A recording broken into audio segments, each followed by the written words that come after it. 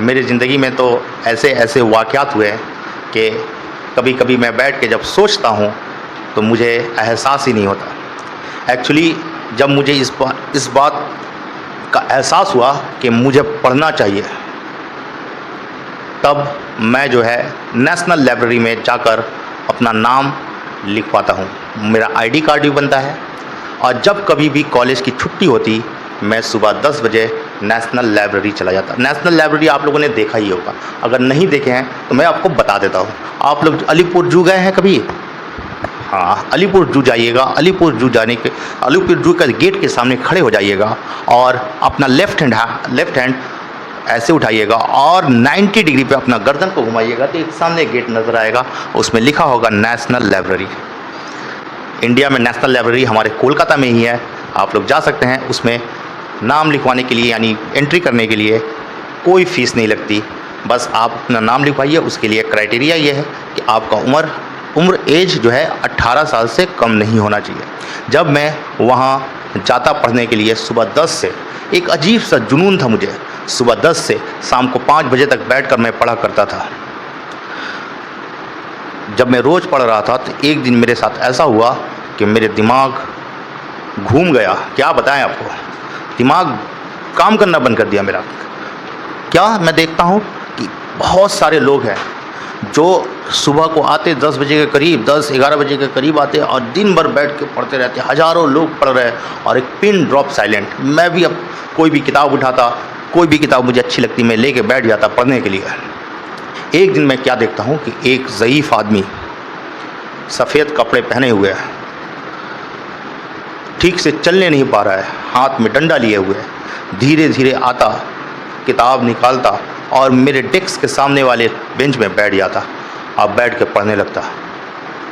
मैं देखकर उसे हैरान रह गया कि और मैं अपने मन में अपने आप से सवाल करने लगा, अरे यार, मैं तो यहाँ पढ़ने आया हूँ कि मेरे सामने पूरी ज़िंदगी पड़ी हुई है, मुझे ज़िंदगी में कुछ करना है, कुछ हासिल करना है, तो मैं यहाँ आके बैठ के पढ़ रहा हूँ। इस बुढ़े को क्या चाहिए? यकीन जानिए मेरे दिमाग में ऐसे ही कुछ सवालात पैदा हो रहे थे। इस बुढ़े को क्या चाहिए? इसका तो पाँव एक कब्र में लटका हुआ है और ये बैठ कर पढ़ रहा है। ये सवाल मैंने उसे एक बार नहीं, लगातार कई दिनों तक देखा कि जब दोपहर का लंच होता था टिफ़िन से कुछ निकालता, खाने लगता। मेरा अब किताब में मन नहीं लगता। मैं बस उस बूढ़े आदमी, उस ज़ईफ़ आदमी को देखता रहता। मैं इस सवाल से बहुत ज़्यादा परेशान था कि अरे यार, मैं तो यहाँ पढ़ने आया हूँ कि मुझे कुछ हासिल करना है, मेरे सामने पूरी ज़िंदगी पड़ी है। इस आदमी को, इस शख्स को क्या चाहिए? कई सालों तक मैं ये सवाल को लेकर परेशान था। हमेशा अक्सर वो शख्स मेरी नज़रों के सामने आ जाया करता था। मालूम इस सवाल का जवाब मुझे कहाँ से मिला? इस सवाल का जवाब मुझे मिला राजा बाज़ार के बस स्टॉप पर। हम लोग अभी निकलते हैं, जाते हैं रास्ते पे, तो अभी बहुत सारे बस स्टॉप बने हुए हैं और कहीं पे स्वामी विवेकानंद की तस्वीर लगी हुई है और उनका कोटेशन लिखा हुआ है। ऐसी ही एक तस्वीर जो है राजा बाज़ार के बस स्टॉप पे है, जहाँ पर मौलाना अबुल कलाम आज़ाद, जो हमारे हिंदुस्तान के पहले वज़ीर तालीम थे, उनकी तस्वीर लगी हुई है और उनकी तस्वीर के नीचे लिखा हुआ था, सीखो गोद से गोर तक। और इंग्लिश में लिखा हुआ था, learn the knowledge from cradle to grave.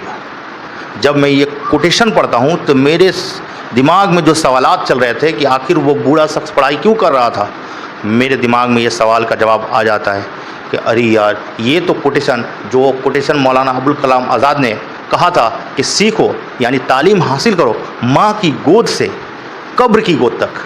सीखो गोद से गोर तक।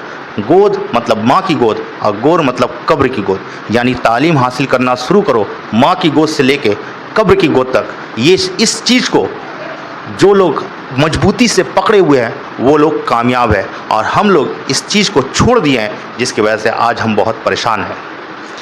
तो अपनी ज़िंदगी में तालीम हासिल करना, तालीम कुछ भी सीखना सिखाना, ये ताउम्र जारी रखिए। इंशाअल्लाह हम लोग भी कामयाब होंगे। खुदा हाफिज़।